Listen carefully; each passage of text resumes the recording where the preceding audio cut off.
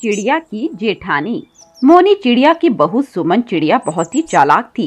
वह अपनी सास की सेवा करती और सारे घर को अपने कब्जे में रखती थी। अरे बहू कहाँ है? मुझे भूख लगी है, कुछ खाने को बना दे। जी माँ जी, अभी बनाकर देती हूँ। कुछ देर बाद सुमन मोनी चिड़िया के लिए खाना लाती है। मोनी बहुत खुश हो जाती है।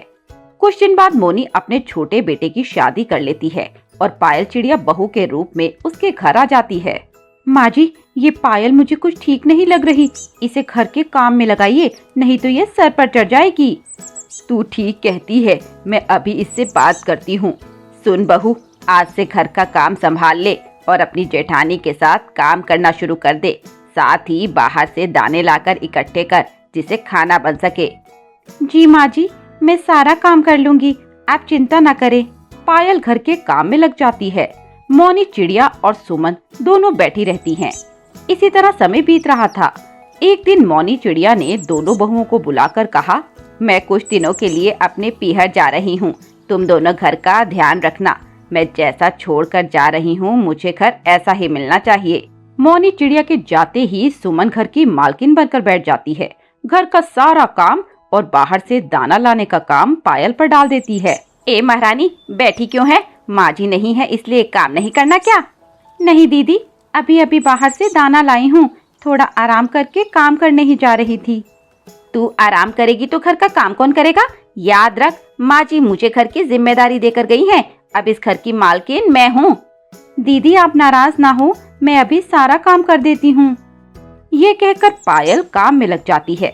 इसी तरह कुछ दिन बीत जाते हैं। एक दिन पायल की माँ उससे मिलने आती है। अरे पायल बेटी, तू तो बहुत कमजोर हो गई है, क्या बात है? नहीं माँ, कोई बात नहीं है, बस ऐसे ही नई जगह है ना, धीरे धीरे सब ठीक हो जाएगा। आप कैसी हैं? मैं तो ठीक हूँ, पर तू ठीक नहीं लग रही। तू कुछ दिन के लिए पीहर चल। तभी सुमन वहाँ आ जाती है। कैसी हो सुमन बेटी? यदि तुम कहो तो मैं पायल को कुछ दिन के लिए अपने घर ले जाऊँ, उसका मन बहल जाएगा। ऐसे कैसे हो सकता है? माँ जी बाहर गई हैं और घर की जिम्मेदारी हम दोनों पर है। आप इसे अभी नहीं ले जा सकती, जब माँ जी आए उनसे पूछ कर ले जाना। यह सुनकर मुनमुन चिड़िया निराश होकर वापस चली जाती है। क्यों? अपनी माँ से मेरी बुराई कर रही थी? नहीं दीदी, मैंने तो माँ से कुछ नहीं कहा। शाम को कुटकुट कबूतर आता है। देखो देवर जी, आपके भाई दूसरे गांव में हैं और ये अपनी माँ से कह रही थी कि मैं इस पर अत्याचार कर रही हूँ। अब आप देख लो, ये यहाँ रहना नहीं चाहती। ये मैं क्या सुन रहा हूँ? अभी रुक, डंडे से तेरी पिटाई करता हूँ। ये कहकर वह डंडे से पायल को मारने लगता है। मुझे छोड़ दीजिए, मैंने कुछ नहीं कहा, आप चाहे तो माँ से पूछ लीजिएगा। आज तो तुझे छोड़ रहा हूँ, लेकिन अगर फिर मैंने भाभी के बारे में कुछ सुना तो तुझे बहुत मारूंगा। ये सब देखकर सुमन बहुत खुश होती है। कुछ दिन बाद मोनी चिड़िया वापस आ जाती है। उसे जब सब पता चलता है तो वह भी पायल पर बहुत गुस्सा होती है। एक दिन काम करते करते पायल बेहोश हो जाती है। मोनी उसे देखती है। कुछ देर बाद पायल को होश आ जाता है। पायल बहू तो माँ बनने वाली है, अब यह घर का काम नहीं करेगी। सुमन, तू आज से घर का काम संभाल ले, इसके खाने पीने का ख्याल रखना। सुमन को बहुत बुरा लगता है। वह सोचती है कि अगर पायल माँ बन गई तो उसे कोई नहीं पूछेगा। एक दिन सुमन पायल के लिए खाना लेकर जाती है। पायल बहन, खाना खा लो, अब मैं तेरा बहुत ध्यान रखूंगी।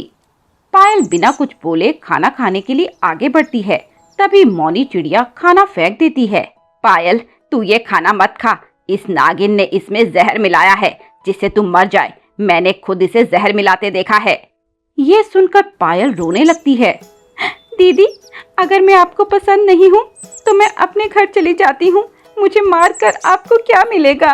बहन, मुझे माफ कर दे, मुझे डर था अगर तू माँ बन जाती तो सब तुझे चाहने लगते, मुझे कोई न पूछता। दीदी, मैंने आपको हमेशा अपनी माँ की जगह माना है, बड़ी बहन माँ के समान होती है। सुमन रोने लगती है। पायल बेटी, इसे माफ कर दे और यह बात अपने पति को मत बताना। उस दिन के बाद से सुमन और पायल दोनों खुशी खुशी रहने लगते हैं।